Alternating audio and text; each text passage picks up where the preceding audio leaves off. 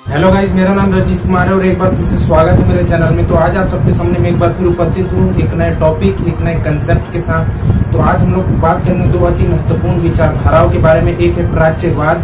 की विचारधारा और दूसरा है उपयोगितावाद की विचारधारा। तो आइए हम लोग वन बाय वन समझने का प्रयत्न करते हैं कि आखिर ये दोनों जो विचारधाराएं हैं आखिर ये क्या है। इस वीडियो में हम लोग समझने का प्रयत्न करेंगे। तो आइए चलिए प्रारंभ करते हैं। तो सर्वप्रथम हम लोग प्राच्यवाद की विचारधारा अर्थात ओरिएंटलिज्म को समझने का प्रयत्न करते हैं। यदि हम लोग प्राच्यवाद की विचारधारा की यदि हम लोग बात करें तो प्राच्यवाद की विचारधारा एक ऐसी विचारधारा है जिसके अंतर्गत पूर्वी जो देश की जो संस्कृतियां हैं, पूर्वी देश की संस्कृतियों के अंतर्गत वहाँ का समाज, वहाँ का धर्म, वहाँ की राजनीति, वहाँ की आर्थिक स्थिति, जो कि पूर्वी देशों की स्थितियां हैं, वहाँ की किस तरह के रीति रिवाज और किस तरह की भाषाएं बोली जाती हैं, ये सभी जो स्थितियां हैं पूर्वी देशों की, जब यूरोपियंस द्वारा इन सबका अध्ययन किया जाता है, उनको गहराई से समझा जाता है, उसके अतीत को, उसके इतिहास को, पूर्वी देश की संस्कृतियों को, तो हम लोग इसी विचारधारा को प्राच्यवाद की विचारधारा कहते हैं। यदि हम लोग बात करें कि इसके समर्थक और विचारक कौन रहे, तो आइए हम लोग देख लेते हैं इसके विचारक और समर्थक। यदि हम लोग बात करें तो इसमें वॉरेन हेस्टिंग्स, विलियम जोन्स और वॉरेन हेस्टिंग्स के सहकर्मी हेलीहेड जैसे कई सारे विचारक और समर्थक रहे जो कि प्राच्यवाद की विचारधारा से प्रभावित थे, उसके समर्थक थे। और यदि हम लोग बात करें कि वॉरेन हेस्टिंग्स और विलियम जोन्स जो दो व्यक्तित्व थे, जो अति महत्वपूर्ण व्यक्तित्व थे, उनका किस प्रकार से इस विचारधारा को लेकर दृष्टिकोण था, तो हम लोग देखें तो वॉरेन हेस्टिंग्स जो थे वो उनका प्राच्यवाद की विचारधारा को लेकर ये मानना था कि यदि हम लोग भारत पर शासन करना है तो हमें अंग्रेजों के तौर तरीकों से नहीं, बल्कि जो भारतीयों का अतीत में जिस प्रकार से इतिहास में कानून रहा है, नियम कानून रहे हैं, राजनीति रही है, उस प्रकार से हम लोग भारतीयों के ऊपर शासन कर सकते हैं, भारतीयों के ऊपर शासन करना चाहिए, ना कि जो अंग्रेजों के तौर तरीके हैं भारतीयों पर शासन करने पर, भारत पर शासन करने का, बल्कि उससे किया जाए। तो वॉरेन हेस्टिंग्स की यदि हम लोग बात करें तो प्राच्यवादी विचारधारा को लेकर उनका यह दृष्टिकोण था कि भारत के इतिहास को हम लोग जाने और काफी अंदर से जाने, उसकी राजनीतिक स्थिति क्या थी, उसकी सामाजिक स्थिति क्या थी, उस वक्त का रीति रिवाज, उस वक्त किस प्रकार के कर्मकांड इत्यादि और किस प्रकार की भाषाएं, विभिन्न तरह की स्थितियों के बारे में जानना ही वॉरेन हेस्टिंग्स का प्राच्यवादियों का एक दृष्टिकोण था। और यदि हम लोग बात करें तो ऐसा इसलिए भी जरूरी था क्योंकि शासन प्रशासन को यदि किसी भी देश का अगर चलाना है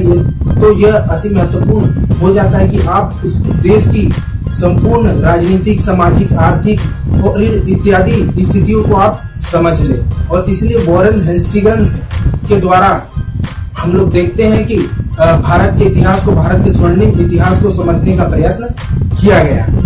और वहीं हम लोग अगर दूसरी पर्सनैलिटी की बात करें विलियम जोन्स, तो विलियम जोन्स ने भी इसमें रुचि दिखाई और यह एक प्राच्यवादी दृष्टिकोण इनका देखने को मिलता है, जिसके अंतर्गत हम लोग देखते हैं कि इनके द्वारा भारत को एक नए सिरे से जानने का और नए सिरे से समझने का प्रयत्न किया गया। और इसके लिए उन्होंने यह देखा कि यहाँ पर तकनीकी ज्ञान का, वैज्ञानिक ज्ञान का होना अत्यधिक आवश्यक था। तो इसी सबको ध्यान में रखते हुए इनके द्वारा विद्वानों का और ऐसा ग्रुप, ऐसा संगठन बनाया गया जिसके द्वारा जो भारत का तकनीकी और वैज्ञानिक अध्ययन सही प्रकार से किया जा सके। और जैसा कि हम लोग जानते हैं कि भारत प्राचीन समय से ही विभिन्न महान व्यक्तियों का एक देश रहा है, जिसके अंतर्गत हम लोग देखते हैं कि गुप्ता साम्राज्य, जिसको एक स्वर्णिम साम्राज्य भी कहा जाता है, जिसके अंतर्गत अनेक महान व्यक्ति हुए और काफी सारे हम लोग को रचनाकार और साहित्यकार देखने को मिलते हैं। तो इन्हीं सबको ध्यान में रखते हुए विलियम जोन्स द्वारा एशियाटिक सोसाइटी की स्थापना की गई, जिससे कि एशिया और एशिया के बाहर भी रहकर जो एशिया जो देश है और साथ ही साथ जो भारत जो देश है उसको सही से समझा जा सके। और इसी का परिणाम यह हुआ कि काफी गहराई से और आंतरिक रूप से भारत की क्या राजनीतिक स्थिति थी, क्या सामाजिक स्थिति रही, अतीत में किस प्रकार की भाषाएं बोली जाती थी, इन तमाम चीजों को एशियाटिक सोसाइटी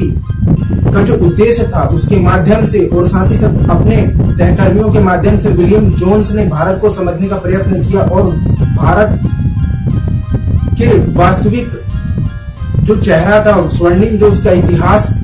जो रहा था, उसको उजागर करने का कार्य किया। और साथ ही साथ इनके सहकर्मियों द्वारा विभिन्न तरह की जो रचनाएं थी, चाहे वो कालिदास की रचनाएं हो, चाहे वो विभिन्न प्रकार के पुराण हो,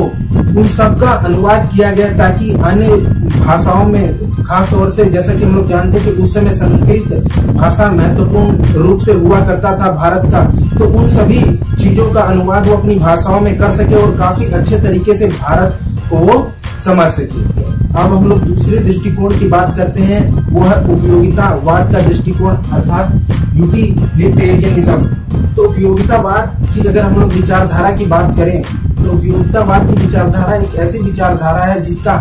अर्थ होता है अधिक से अधिक व्यक्तियों का सुख, अर्थात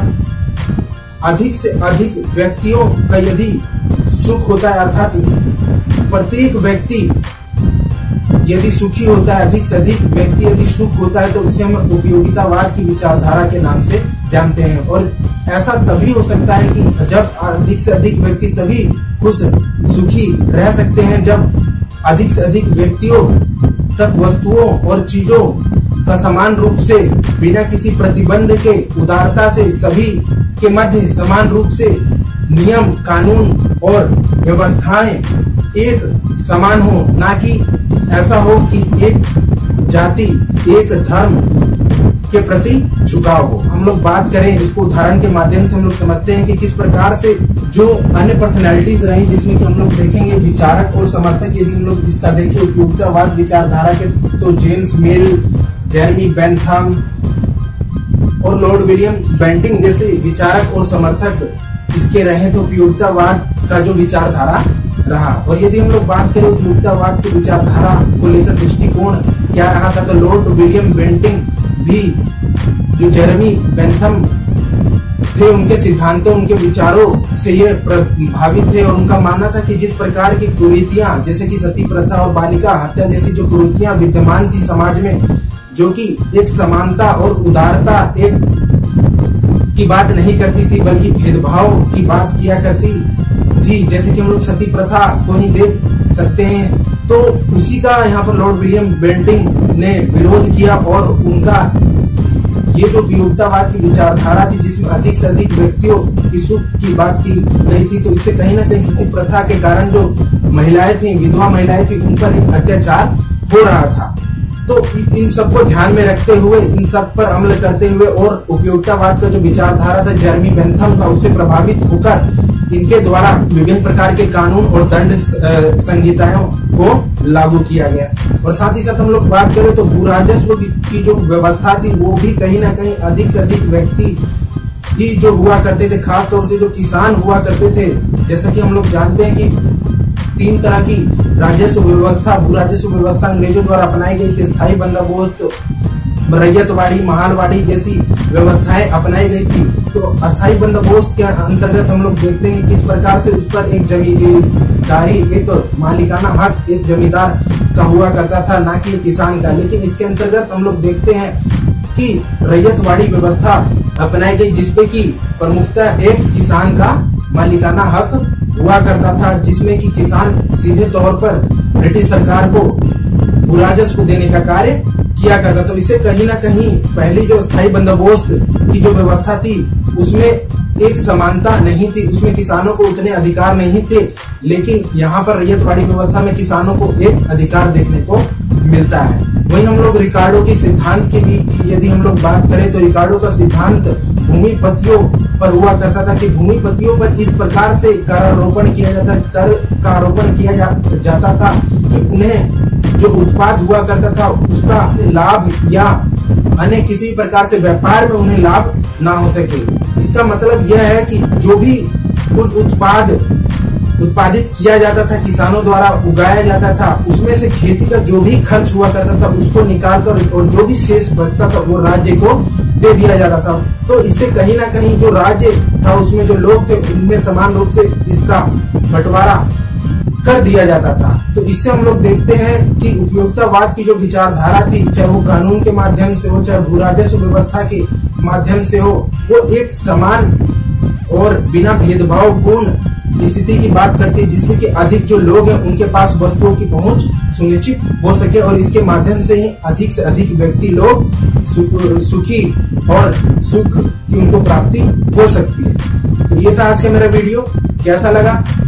जरूर बताइएगा, लाइक और सब्सक्राइब करना ना भूलें। थैंक यू, धन्यवाद।